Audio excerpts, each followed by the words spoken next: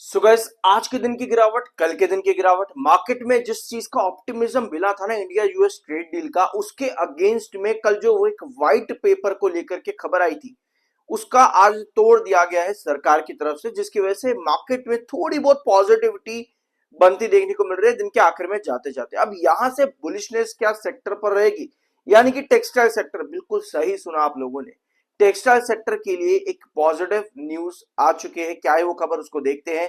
कल negative news जरूर थी, बट आज एक पॉजिटिव न्यूज है। आगे जाने से पहले एक प्यारा सा सब्सक्राइब जरूर कर देना। I am NISM 7 certified. आते हैं आपकी इंपॉर्टेंट अपडेट पर, और ये है आपकी आज के दिन की अपडेट। लाइक बांग्लादेश, बांग्लादेश की तरह बांग्लादेश पर यूएस ने 0% टैरिफ लगाया है टेक्सटाइल सेक्टर पर। टेक्सटाइल एंड अपीरियल्स, इन पर यूएस ने लगाया था बांग्लादेश पर 0% टैरिफ। ऑल दो इंडिया पर कितना था, 18% का टैरिफ। अब यह सवाल उठाए गए पार्लियामेंट में अपोजिशन पार्टीज की तरफ से।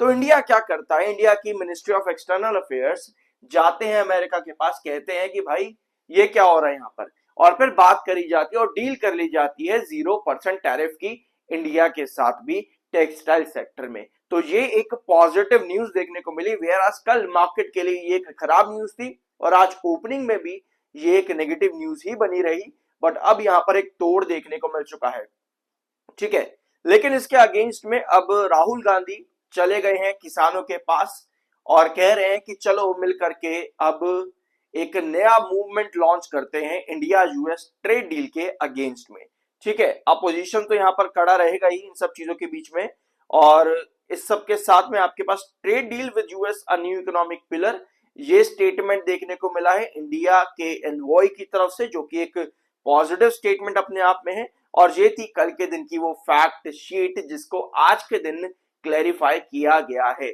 और बताया गया है कि ये कुछ अमेंडमेंट्स है जो कि इंडिया यूएस ट्रेड डील में किए गए थे। कोई नया चेंज यहाँ पर नहीं हुआ, नहीं आया है।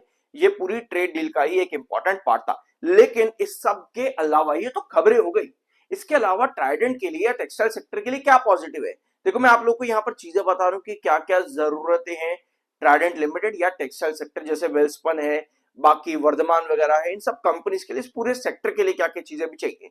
अब सेक्टर की बात जब चल रही है यहाँ पर, तो एक चीज और यहाँ पर एक्टिव है इस समय, वो है आपकी PLI स्कीम। इस अपडेट को हमने पिछले ट्राइडेंट लिमिटेड के 2 वीडियोस में डिस्कस किया है, ऑल्दो हार्डली आप में से किसी व्यूअर्स ने देखा है। मुझे उम्मीद नहीं है कि इस वीडियो पर भी कुछ ज्यादा व्यूज आने वाले हैं, बट खैर कोई बात नहीं, काम तो करते ही रहेंगे। PLI स्कीम की लॉन्चिंग यहां पर चल रही है, और उसकी लास्ट डेट क्या है, 31 मार्च। 31 मार्च ये लास्ट डेट है। क्या ट्राइडेंट लिमिटेड ने इस PLI स्कीम के लिए अप्लाई कर दिया है? 2021 के अंदर भी एक PLI स्कीम लॉन्च हुई थी गवर्नमेंट की तरफ से, ठीक है, जहां पर ट्राइडेंट लिमिटेड ने एकदम आखिर में जाकर के उस PLI स्कीम पर अपना जो है नाम दर्ज करवाया था। तो इस बार देखते हैं PLI स्कीम में ट्राइडेंट लिमिटेड का नाम आता है या फिर नहीं। 31 मार्च की लास्ट डेट यहां पर बनी हुई है, ठीक है। और जब पिछली बार ट्राइडेंट लिमिटेड ने PLI स्कीम में नाम लिखवाया था, तब ट्राइडेंट लिमिटेड में बड़ी तेजी आई थी। तो देखते हैं इस बार यहाँ पर क्या चेंजेस आते हैं। बट ये था ट्राइडेंट लिमिटेड के अंदर एक ऑप्टिमिज्म, लास्ट वीडियो में जो हम लोगों ने डिस्कस किया था कि 7 EMA के ऊपर स्टॉक बना हुआ है, जो कि 27.70 के पास में था।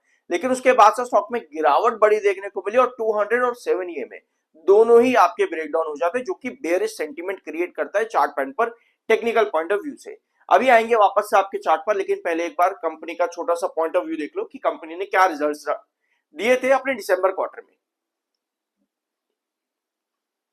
दिसंबर 2025 में कंपनी का रिवेन्यू था 1574 करोड़ का, जो कि क्वार्टर ऑन क्वार्टर बेसिस और एनुअल बेसिस पर 5.56% कम था। यानी कि कंपनी का एनुअल ग्रोथ परसेंटेज 5.56 था, कंपनी को चाहिए था 4.33% का ग्रोथ, और उसके अगेंस्ट में कंपनी ने बहुत ही बुरा रिवेन्यू कंपनी ने यहां पर दिया दिसंबर 2025 में।